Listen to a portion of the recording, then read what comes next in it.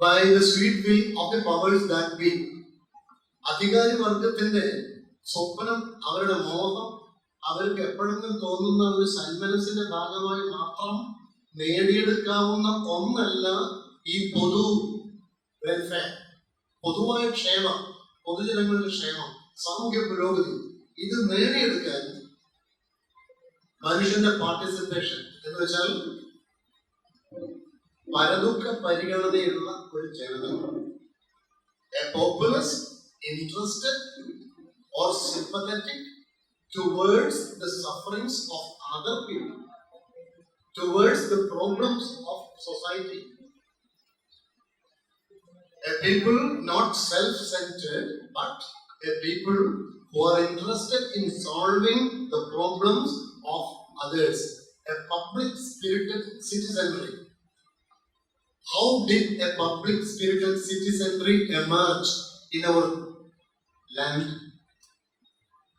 You know the historical process through which it came about. എങ്ങനെ വന്ന് ഇങ്ങനെ പൊതു താല്പര്യം ഉള്ള, പരദുഃഖ പരിഗണനയുള്ള ഒരു പൗരാവലി ഇവിടെ ഉണ്ടായത് ഒരു സുപ്രഭാതത്തിൽ തനിയെ ഏതെങ്കിലും പൊന്നു തമ്പുരാൻ കനിഞ്ഞറിയിട്ടോ അനുഗ്രഹിച്ചിട്ടോ അല്ല. അത് നിരന്തരമായ നിരവധി ചരിത്ര പ്രക്രിയകൾ കൂടി വന്നിട്ടാണ് ആ മനോഭാവമുള്ള ഒരു സിറ്റിസൺറി, ഒരു പൗരസമൂഹം ഉണ്ടായത് അല്ലെ. ആ പൗരസമൂഹം ഉണ്ടായി തീരുക എന്ന് പറഞ്ഞാൽ അത്ര ശക്തമായ ഒരു സാംസ്കാരിക വിഭവശേഷി ഇവിടെ ഉണ്ടായി എന്നാണ്. സാമൂഹ്യശാസ്ത്രജ്ഞന്മാര് അതിനെ സാംസ്കാരിക മൂലധനം എന്ന് തന്നെ വിളിക്കും, കൾച്ചറൽ ക്യാപിറ്റൽ എന്ന് വിളിക്കും, സോഷ്യൽ ക്യാപിറ്റൽ എന്നൊക്കെ. അതുള്ളത് കൊണ്ടാണ് അതിനെ പലതരത്തിൽ ഭൗതികമായ ക്യാപിറ്റലായിട്ട്, മെറ്റീരിയൽ ക്യാപിറ്റലായിട്ട് കൺവേർട്ട് ചെയ്യാനും ഭൗതിക ജീവിത നിലവാരവും നന്നാക്കാനും സാധിച്ചത്. So there is a very clear two-way relation between the acquisition of cultural capital and the betterment of the material life of the people. So the point I was trying to drive home is that for a government to set apart a respectable amount of money for the betterment of libraries, there should be at the beginning a feeling that this is going to constitute not only directly to the public welfare, but it should also constitute a very remarkable public asset, a public cultural capital, which will stand in good stead anywhere. ഏത് അപകട പരിസ്ഥിതിയിലും ഈ നാട്ടിൽ താങ്ങായി നിൽക്കുന്ന ഒരു വലിയ cultural ക്യാപിറ്റലായിട്ട് ഇത് നിൽക്കും എന്ന് തോന്നലാണ് വാസ്തവത്തിൽ ഒരു ഗവൺമെന്റിനെ കൊണ്ട് കൂടുതൽ കാശ് ഈ മേഖലയിലേക്ക് ചെലവഴിക്കും. നമ്മൾ കണ്ടതാണ് അല്ലേ, ഈ നാട്ടിൽ 18 മുതൽ നിരന്തരമായി ഉണ്ടായിരുന്ന ക്രൈസിസ്. ആ ക്രൈസിസിന്റെ സമയത്തൊക്കെ അതിനെ മറികടന്ന് നമ്മൾ മുന്നോട്ട് പോയത് എങ്ങനെയാണ്? ഗവൺമെന്റിന് തീർച്ചയായിട്ടും അതിശക്തമായും കോർഡിനേറ്റ് ചെയ്ത് പ്രവർത്തിച്ചു. പക്ഷേ tens of thousands of people അല്ലെ പാർട്ടിസിപ്പേറ്റ് ചെയ്തു. മറ്റൊരു സ്ഥലത്തും കാണാത്ത പോലെ പാർട്ടിസിപ്പേറ്റ് ചെയ്തു. അങ്ങനെയാണ് ആ 18ലെ ഫ്ലഡിൽ പോലും, ഒരു നൂറ്റാണ്ടിൽ നടക്കുന്ന ഫ്ലഡിൽ പോലും വളരെ നാമം മാത്രമായ കാഷ്വാലിറ്റി നമുക്കുണ്ടായി അല്ലെ. ഓരോ സ്ഥലത്തും ജനവാസ മേഖലയിൽ 1-ാം നില മുഴുവൻ കയറുന്ന അത്ര ഉയരത്തിൽ വെള്ളം കയറില്ല. അത്ര പ്രദേശത്ത് പെരിയാറും തീർന്ന ആ മേഖല 1-ാം നില മുഴുവൻ തീർന്നിട്ടുണ്ടായി. 2-ാം നിലയിൽ നിൽക്കാൻ പറ്റാത്ത രീതിയിൽ വെള്ളം കയറി. പക്ഷെ കാഷ്വാലിറ്റിയുടെ എണ്ണമുണ്ട്. നമുക്ക് ഞാൻ താമസിക്കുന്നതിനുള്ള പറവൂർ പഴയ പള്ളിയുടെ മതിൽ ഇടിഞ്ഞു വീണ 4 പേര് വെച്ച്, വെള്ളത്തിൽ മുങ്ങിട്ട് അധികം പേര് വെച്ച്. എന്തുകൊണ്ട്? Because of public action. That was public action, and this was due to a very strong cultural capital. Now, about direct resources to libraries, Madam was already telling me about libraries. We library workers know that one of our chief source of material resource happens to be the library cess. 5% of cess on local building property taxes. That is the main source. Apart from that, we have a budget allotment, which has not been increased during the last 5 years. Even the expenses went up drastically. But we know that the government cannot afford to increase that amount at the present financial condition. So now we are thinking, actually we usually exhort people, library workers at the grassroots, to get hold of resources other than government funding. There is a huge middle class in Kerala which hugely dependent at some point of time on some library or other. You can select 10 people here and ask them how you began. 5 of them will immediately tell you that he started everything from a local library. He started to read, he started to think, he became a different person from the library. So there is a willing group of people now fairly well off, many of them employed outside with huge attractive salaries, and many of them are willing to contribute to such common public ventures.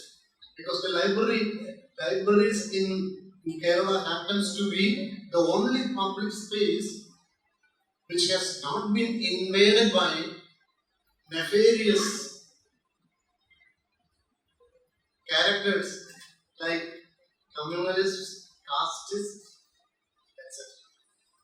This is the only public place entirely free from the influence of all these divisive elements. ഈ രീതിയിലെ വിഭാഗീയ പ്രവണതകൾ വളർത്തുന്ന ആളുകളിൽ നിന്ന്, സ്വാധീനങ്ങളിൽ നിന്ന് പൂർണ്ണ സ്വതന്ത്രമായ ഒരൊറ്റ പൊതുസ്ഥലം മാത്രമേ ഇന്ന് കേരളത്തിൽ ബാക്കിയുള്ളൂ. And everyone knows that. Everyone on all sides of the political spectrum knows that this is the only space where you can directly go without thinking of your caste, color, creed, religion, even politics. ഇതൊന്നുമില്ലാതെ എല്ലാവരും ഒന്നിച്ചു നിൽക്കുന്ന ഒരു സ്ഥലം.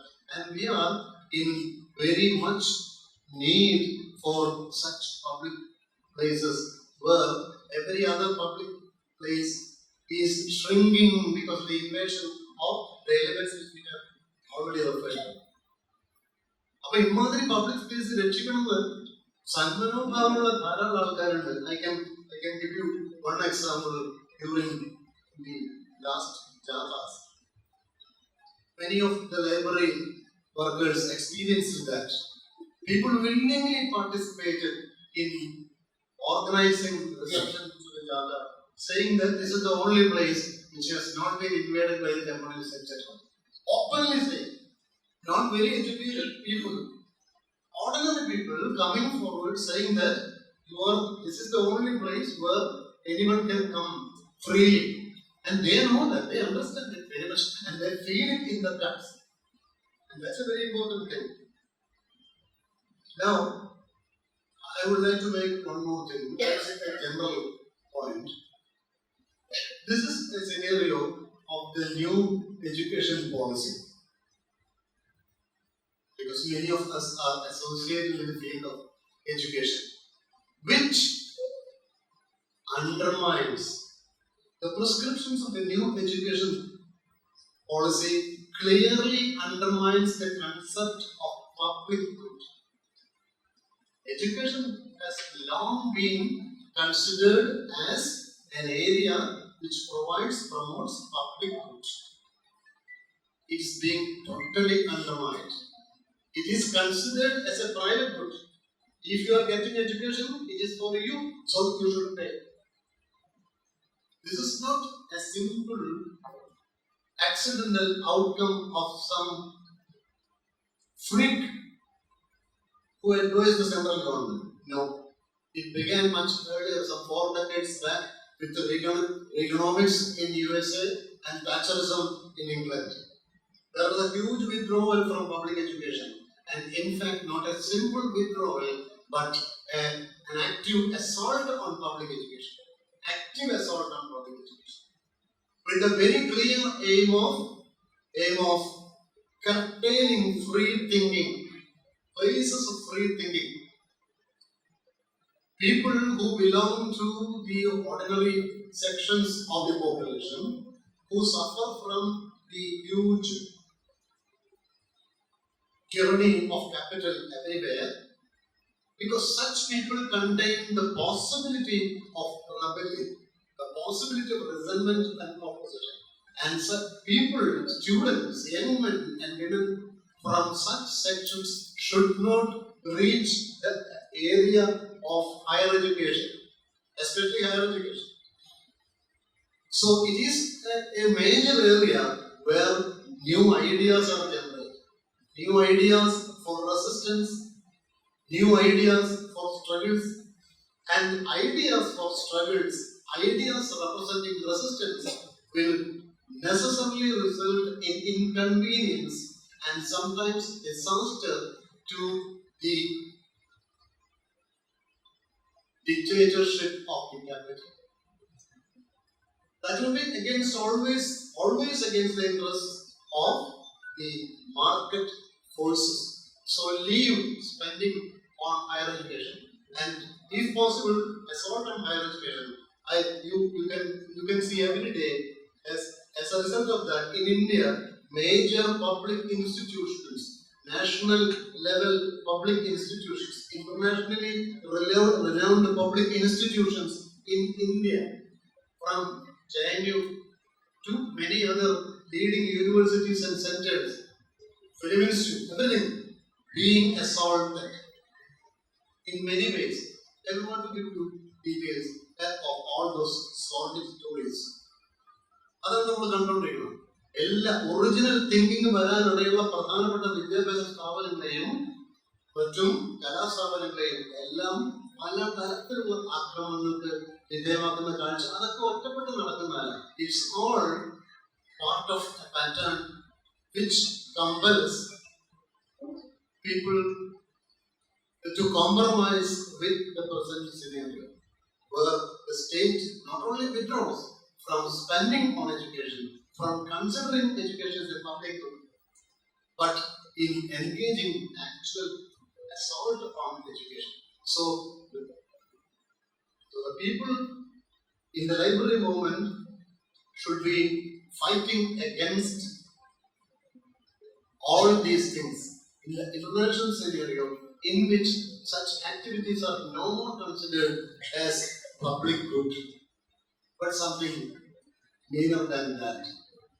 So this is about what I have to present by way of introduction.